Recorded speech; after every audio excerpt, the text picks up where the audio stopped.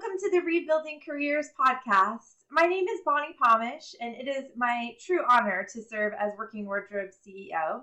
And I am joined today on our podcast by the one and only Chris Collie. Thank you so much for being with me today, Chris. Thanks for having me, Bonni. Good to be here. Pleasure. You know, Chris, you serve as a member of our board of directors, and as I have been delighting in getting to know you, you and I share a passion for quotes. So, top of the moment, would you mind sharing with me? Is there a quote that's speaking to you today that you could share with us? All right. I was going to go with a little one, a little small snippet that everybody could gravitate towards. But instead, I'm going to go for one of my personal favorite granddaddy quotes of all time. And I think it can take us in a bunch of different directions, given kind of the outline that you shared with me beforehand, the direction we want to go with this. So I'm just going to throw it out there. It's from a gentleman named L.P. Jacks, and the quote is called "Master in the Art of Living." The master in the art of living makes little distinction between his work and his play, his labor and his leisure, his mind and his body, his information and his recreation, his love and his religion. He hardly knows which is which. He simply pursues his vision of excellence at whatever he does, leaving others to decide whether he's working or playing. To him, he's always doing both. Oh, what a good one. You never disappoint, Chris. That's excellent. How is that speaking to you today?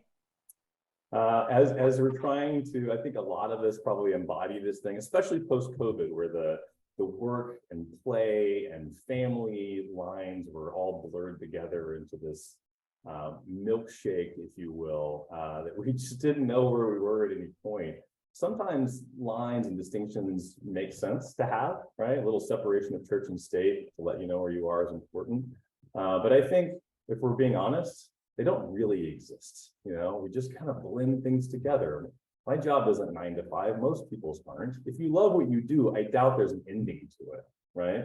And then the ability to be able to have working relationships, which become friendships. I had a wonderful dinner last night with one of my favorite humans in the world, who just so happens to be someone that I serve directly, you know, from a clientele perspective. And so that's why that one was resonating with me specifically today, as I just had that kind of work, play, blending piece hit me in the face last night. I loved every second of it. And I was kind of reminded that it's okay. You know, if you find yourself with a good life and some good work, then invariably you're going to have a combination that leads you to where you are. So that one was specifically speaking to me today because of my experience last night. So I figured I'd share it with you guys. Oh, I love that. And what's amazing to me too is this whole person aspect of it, right? And that you're never away from yourself. All of the time, you are fully with yourself 100% of the time. And these sort of artificial barriers that we create for ourselves to handle, maybe if we let those just not even exist and just sort of accept this wholeness in every moment that we bring forth, whether it's at work or at play. That's wow. What an invitation, Chris. I'm going to accept that invitation and be my full whole self here. Thank Good. you. Well, I mean, what's the old thought is that, you know, you might as well be yourself. Everyone else is already taken, you know. That's a super quote. I know. We're going to hit a few more before we're done today, I'm sure. We're in that mode. Oh, God. Again, this is one of my favorite things about you. There are many wonderful aspects of you, but this is definitely top of my list. Well, something that I actually don't know about you that I would love to learn and discover with you today is a little bit about your background. Will you share with me, you know, how did you grow up? Give me a little bit of context for the beginnings of Chris Collie. Sure. Yeah. I mean, I grew up in a small town in Texas, Bonni, Texas, outside of San Antonio. Go Greyhounds. Population 4,000 at the time. So, you know, tiny little town. And yeah, it was fun. I grew up with 2 sisters and, you know, mom and dad.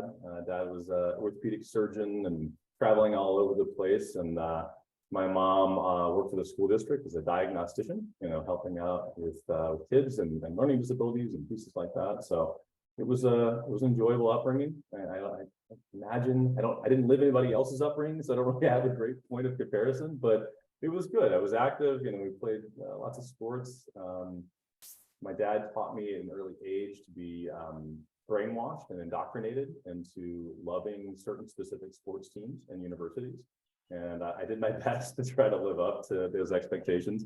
Ultimately going to his alma mater, the University of Texas at Austin, to become a Longhorn. I could actually do this before I could speak. And so, that of course made him a proud father.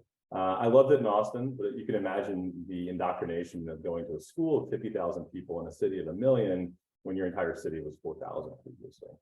Back to high school, I know, it was kind of like the Friday night lights thing, growing up, playing football. The one anecdote that I think is kind of the embodiment of kind of that small town Texas Friday night lights feel is we had a high school stadium that was larger than the population of our city that was sold out for every football game. So literally all the lights turned off in the city. No one was working, no one was at home, everyone was at football games. And then the opposing teams in the opposing cities would fill up the residual of the stadium. And that was it. It was a very important part of life. And, I think sports teach us all sorts of fun lessons about failure and recovery and things like that that stuck with me for the vast majority of my life. And off to school at UT in Austin for a little bit. I graduated in 4 years. I was one of those kids that kind of left school or left home and never came back. So, for any of you moms out there that have young children, I don't mean to be like the bearer of potentially bad news, but just because they leave for college doesn't mean you're going to get them back in summertime. It doesn't mean that they're ever going to come back. And I was one of those. I loved it. I think I was ready for that next step from a maturation and a responsibility standpoint. And so I just stayed and I worked over the summers and I took summer school and graduated in 4 years, which apparently is an accomplishment these days, but it used to be. And got sucked into the massive job market of Houston after graduation. One of the important things I did while I was at university was I interned with a gentleman that does exactly what I do now. And so I was kind of indoctrinated in the financial services world. And he connected me with a financial advisory team that was based in Houston that I kind of joined after graduation. And it was great. It was a great starting point in my career. I've met some wonderful people. I've got my 2 best friends in the world still live in the Houston area. I started working with a company called Payne Weber back at the time. I did training up in Weehawken and then worked on that team for a bit. And then ultimately made a transition from that organization to the one that I'm in now, which is kind of funny. I think a lot of people, I talk to people and they're like, yeah, I've been in the same industry for about 12, 13 years. This is my 6th company. I'm like, oh my God, I'm on number 2. This is, I just hit my 18-year anniversary with Invesco in February, so last month. And either I can't figure out that there's better opportunities elsewhere, or they haven't been able to figure out how to get rid of me yet, or some combination of those 2 things, it's still here. And my job, my career is a fun one. I get a chance to simplistically help the helpers, right? I do believe that financial advice is a noble profession, and being able to help people with their financial commitments and coordination of how you do investments and how you locate assets to maximize after-tax benefits, and how you ultimately just save people from themselves in many cases from a behavioral standpoint. My role isn't directly with underlying investors. It's actually to assist in coaching and consulting the advisors that provide the direct advice. And so it's enjoyable because I get a chance to learn from some of the highest functioning human beings that I've ever met in my life on a weekly basis. And I get to kind of assimilate the best practices of those that are amazing at their field to help others that are maybe amazing at their field or going to become amazing, learn from their peers that they don't directly engage with. So it's a fun job. It's always morphing and changing. You get bored in this industry, you're just not paying attention because it's fast paced. And what it was in 2005 when I started with this company, or 2002 when I started in the industry, was drastically different than what it is today. And I think it's that lack of consistency that makes it enjoyable for me.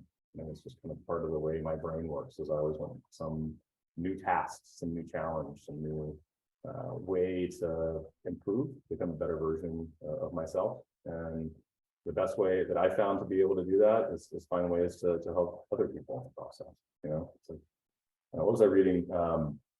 some meme the other day, and it was a high school class, and it's like in a hallway, and you see this. I'm sure you guys have seen this on social media. But like there's balloons all down the hallway, and every balloon has a name of a child on it. And the initial exercise is go find your balloon. And after 5 minutes, they blow the whistle, and like 2 people out of the 400 have actually found them. And they give a little instruction. Instruction is go find a balloon, read the name, and then hand it to the individual to someplace. And so the exercise was supposed to be an analogy about happiness. You're looking for your own happiness at all times. You're going to have a really hard time finding it. You're actually looking for someone else's happiness and to lift them up in the process. Ultimately, you find your own.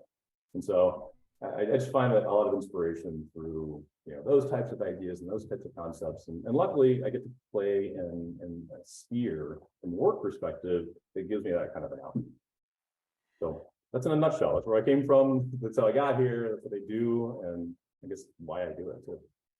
Well, thank you so much for not only the background, but connecting it to what you're doing today. And it is no wonder, I love how you call that helping the helpers, where you are leading people and inspiring them to, and now we're back to your original quote, to be more of themselves, to be a better version of themselves. And that also says to me, it's no wonder you are on the Working Wardrobes board, because that is exactly what we do as an organization every day.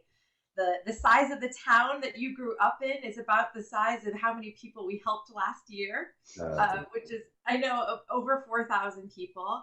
And each of these individuals that we have the honor of helping overcome barriers on their journey to employment is full of skill and talent and unique ways of contributing in the world. And I think about it similar to as you think about it with your teams, that you are really helping to unleash their potential, to help them be, strengthen their strengths. What are some of the ways that and I'm thinking really tactically here, Chris, what are some of the ways that you do that? What are some of the ways that you maximize the people that you are helping? Yeah, it's a great question. And I'll try to make this as simple as possible because it goes a lot of different directions. The primary reason that a lot of the financial advisors that I serve directly benefit from what I do is that the skill sets that made them a great financial advisor, that allowed them to help individuals plan for their future, allocate assets appropriately, help navigate through financial calamities and everything else to reach these endpoint goals. That skill set is not the same skill set as managing a team of 22 people, right? The ability to manage others is not the same skill set as your ability to help one individual by comparison. And so once that's at least acknowledged, then there's a need for some level of assistance, right? It doesn't mean that you can't be good. It just means that it's not what you've grown up with in the course of your professional life. And as such, the breaking down of the way that the roles function into, we like to use an analogy of a house in the coaching and consulting roles that I have. And basically you can identify the vast majority of tasks that this group of individuals, I think most industries could be fairly similar, but most tasks can fit into 4 rooms. It is serving your clients, it's finding new clients, right? It's managing wealth effectively, right? Through assets and liabilities, and then managing your team, kind of in the 4 rooms of the home. And at any point, any spot in the day, they can be in multiple rooms at one time. But effectively, almost every task that can be done can fall into those different areas. And when we think about Bonni, have you ever sold a house before? My own, yes. Yes. All right. Right. So when are the 2 seminal time periods that your home looked the best? Right before company comes and right before the open house. Yeah, right. So right before you bought it, because somebody else spruced it up, right? And then right before you sold it, you went into, oh my God, what are all the things that are wrong with it? And you're like, oh, look, the roof needs to be replaced. And we finally need to paint those shutters. And look, man, that fence has been falling down for forever. And these hedges, I've always hated these hedges. Let's get these things out of here. And so invariably, we make the home look amazing right before we hand it over to somebody else. We look for the flaws, we look for the identification of the stuff that can be improved, maximizing the best aspects of the home. And we look for minimizing kind of the faults or the glaring, things that people would point to as a reason to not buy the home. And then we finish with that process and we have this beautiful home and we're like, why didn't we do this so we could live in it and enjoy it ourselves, by comparison? And now we're in a scenario, at least from a coaching and consulting standpoint, where we can share that type of analogy of sprucing up the home, fixing the glaring weaknesses, or even some of the small weaknesses, and also maximizing the big distinctive aspects that make people unique and make them likable and make them successful in an effort to make them more effective at what they do. Mm-hmm. And so that's kind of the big broad-based component. Now, how do you actually do that? That's a whole nother podcast. We're going to go through it. But we start with things like personality and energy assessments as a building block for it. Know who the people are more intimately than maybe you already do. And if you can kind of marry together where people get energy from and what takes energy from them, along with the roles and responsibilities that they do well, if you can find that kind of crescendo where the roles and responsibilities that you do well are the ones that you're tasked with doing that are the least energy draining, then we've done that across a large team of individuals. And then that result is greater retention, greater long-term results, greater happiness, better client service. And that's kind of the starting point for a lot. Better communication across team members, without fear of reprisal or recrimination and pieces like that. They want to be able to speak their mind as part of that. Knowing who they are and then knowing who you are, consequently, is really important to maximizing those outcomes. So in many cases, we start with kind of the who are the people that are in it, and then the what are they doing. And so we get these big, massive, Excel spreadsheets, which all the left brain domain people like geek out about. I don't love them. It's not really up my sphere, but it's roles and responsibilities and names all over the place. And where do we have redundancies and where do we have gaps? And then it kind of helps us create the clarifying exercises. What's most important? What are we really doing here? And who should be doing it, right? And how do we put the puzzle pieces together to get the best possible outcomes? And every team's dramatically different. The clientele are different. How they find new clients, very different. Their processes can rhyme, but they're almost never identical. Mm-hmm. So that's I would say like the exact same thing about the clients we serve. And I love it. It's almost becoming universal, right? That it's who are you, and acknowledging and assessing what are the assets you bring to the table, and also what are the goals? What are you aiming for, whether it's in your career or on this team as a whole? And then you talked about, the different sizes of weaknesses. We just call them barriers. What are the barriers that we need to overcome? And I think what I really am connecting with is this piece that it's individual, that no two people are the same, and really honoring and acknowledging that individuality and then maximizing it. When you're in that flow state, when you're really doing things that you do well, that you can uniquely contribute, to find that sweet spot is, what you're describing as a crescendo, right? The sweet spot of matching your talent with the job at hand. I know that feeling, and it feels like flying, right? Time is irrelevant all of a sudden, and you feel like you are really contributing, probably like you did on that football field. Tried to. That's right.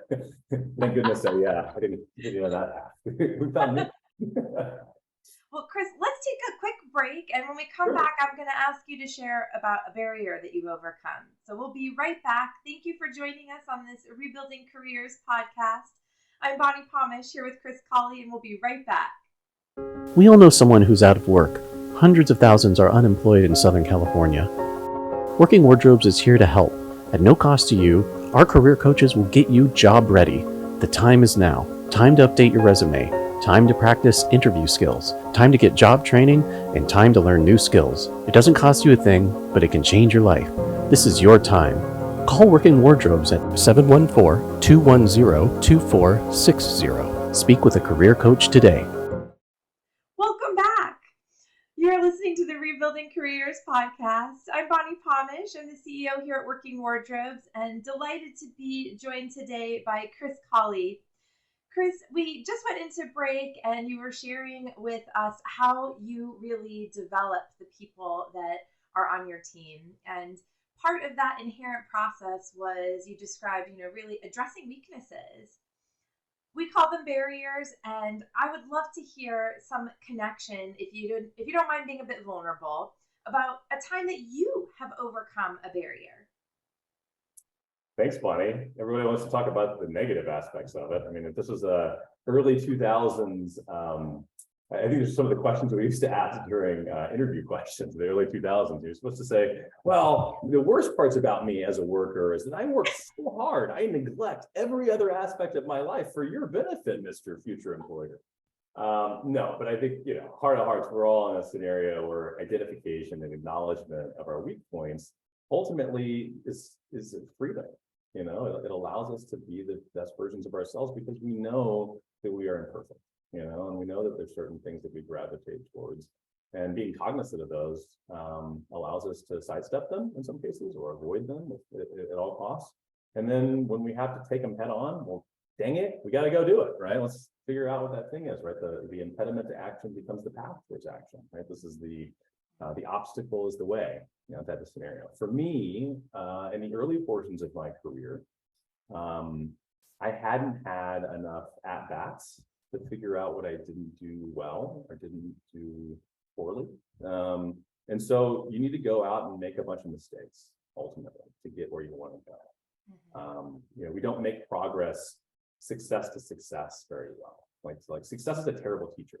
Failure is a beautiful teacher, and big quantum leaps can happen when we put ourselves out there. We got to be vulnerable enough to make the mistakes to begin with. So this whole idea of let's go out and play in traffic and get hit by a couple of buses in the process.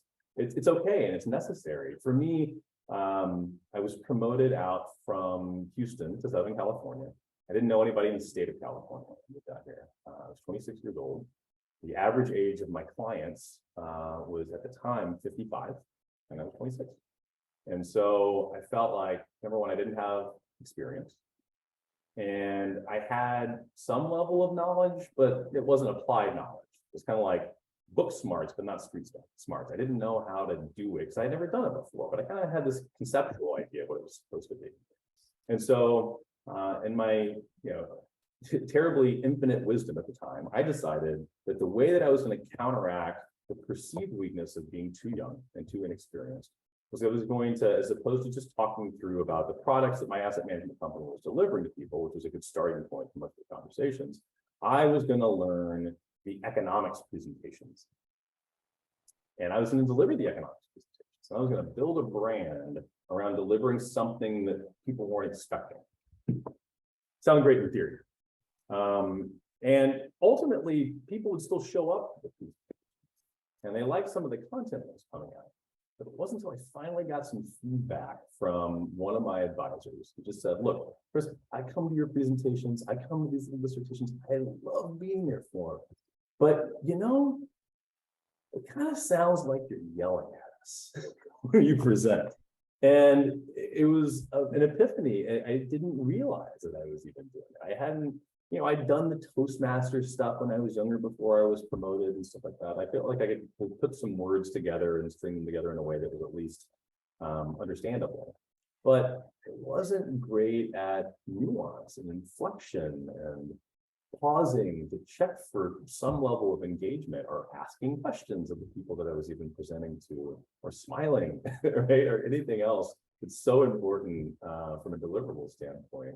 And so that was a substantial weakness in what I was doing. It was a perceived failure on my part. But what I was trying to accomplish, I was not doing in the best way possible. And so I went back to the drawing board and started changing up the types of presentations that I was doing, and more specifically the manner in which I was giving them. And the net result was I love public speaking. I love being in front of individuals. It's, what was a weakness when I first started, I think has become a strength. And it just took some tweaking, some adjusting, some acknowledgement of what the weaknesses were. And thank goodness someone was there to be able to help lead me down that path.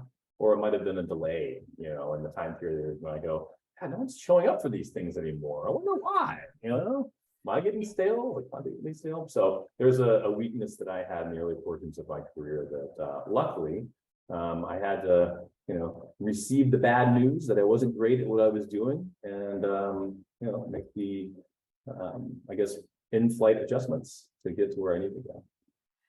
It's amazing though, that sort of the vulnerability and the willingness to receive that feedback and incorporate it instead of resisting it, right? To use it and really take it to heart as kind of like what you were describing you do with your team, which is I'm here to help you, and to hear that sort of feedback and I'm on your side, and this is what you need to be able to do to overcome this barrier because it's coming in between us.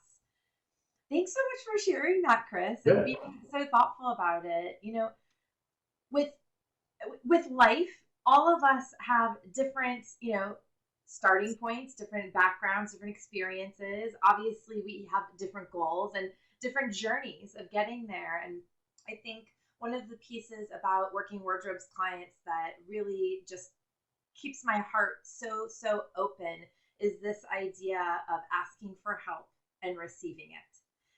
And that is such a psychologically safe and beautiful place to meet people when you're asking for help and ready and delighted to be able to give it. And that's what I'm hearing you describe in that interaction, that interplay.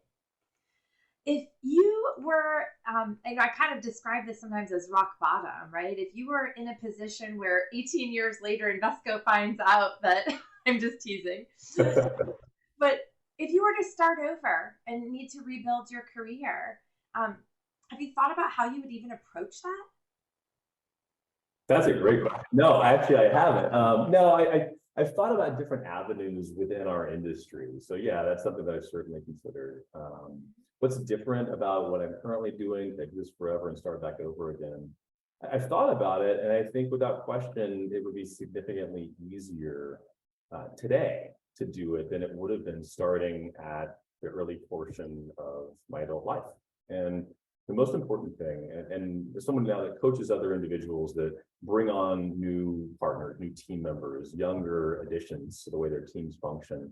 And I actually have my own team and the people that work underneath me that I try to bring through and hopefully help get promoted over time.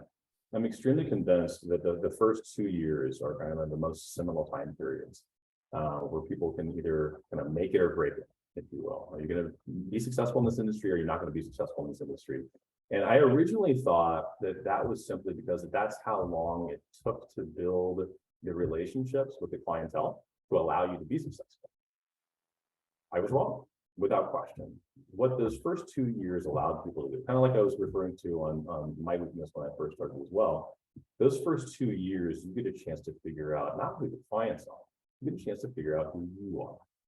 And then you can take that very important first step of knowing who you are, and under almost all circumstances, that can now be transplanted into different circumstances and incorporated with different people. It's not about your relationships with all of the people, it's about relationships with the right individuals. And I guess the proof statement behind that is, as you know, corporate America loves to do. New managers come in and you can't keep doing the same thing, It's like a bad science experiment, right? Your first science experiment in like middle school. Okay, Chris, do a baseline test and change one variable and then test it again. What corporate America loves to do is, okay, let's do a baseline test.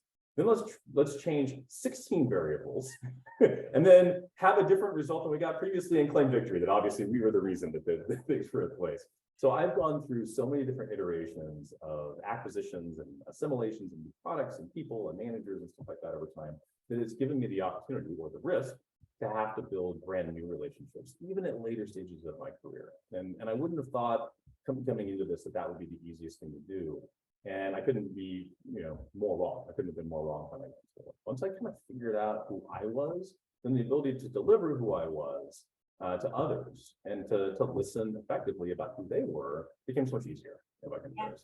And so that's why starting a new career, changing the career that I have, even in maybe the same industry, I'm not as concerned about what that looks like, moving forward, because I've got a baseline. I've got, I guess the idea behind what we do at Working Wardrobes is, in many cases, let's just help raise the floor, right? Let's create, maybe more capacity, a higher ceiling, but we also want to be able to raise the floor. And I think that's kind of the two-pronged approach to maximization of your strengths. That's the raising of the ceiling component of it.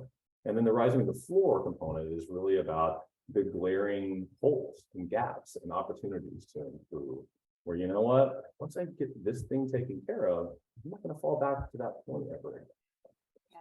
So that's, I think there's a higher level of confidence. Just kind of figure out who you are, who you are, and maybe just, who you aren't. You to start a new career, you're going to gravitate towards the things that inspire you, that you're interested in. And I think that's easier to know, again, once you planted your flag in the ground, said, I am Pasquale, I am Bonni, like this is who we are, then we can go take that flag and plant it anywhere and stick with those individuals.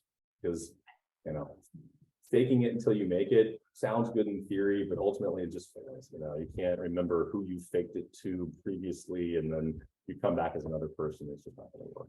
It's a great question. I have thought about it within my tenure at this organization, what it would look like on the other side. And I don't know, maybe that happens at some point in the future. I'm not sure. Well, I think literally you're tapping into some of the best career advice I've ever received, which was essentially what you just said. Figure out who you are and be that, and be a really good one, but just be you. So in parting, Chris, do you have maybe a quote or wisdom that you would like to impart to our listeners before we wrap? I love it. There's so many different great ones, and I have like 15 sitting here in front of me. It's like picking my favorite child that I want to share in the last week of reading. I guess I'll give you a couple of them. I'll actually totally punt, and I'll choose multiple ones versus just one. How about that? Okay. Bear with me. All right. So there's a couple different components. One of my favorites, from the Stoic philosophy, Seneca, is no man is more unhappy than he who never faces adversity. Where he's never faces what? No man is more unhappy than he who never faces adversity. For he is not permitted to prove himself. Chase, find. It's okay to chase adversity. It's okay to identify what it is, look at it straight in the face, and then attack it by comparison. You can't just circumnavigate it your entire life. You gotta get after yourself. So that one really speaks to me. Understanding, what's in front of us. And it's not always personal things that are in front of us. And sometimes it's external components that we need to understand as well. The second one was actually from an NFL running back, Christian McCaffrey. He said, everybody wants to talk, just play loud. Meaning allow the results of all of your good deeds to be their own voice. Mm-hmm. You don't always have to trumpet it yourself. I love that. Let your actions speak. And I love this, make mistakes, because as you said earlier, that's where the garden of knowledge is born. Oh, Chris, Collie, you are an amazing inspiration to me. And thank you so much, not only for the quotes, but sharing of you and yourself with me and our listeners. This has been another episode of Rebuilding Careers. Thank you for joining us, and we'll see you next time.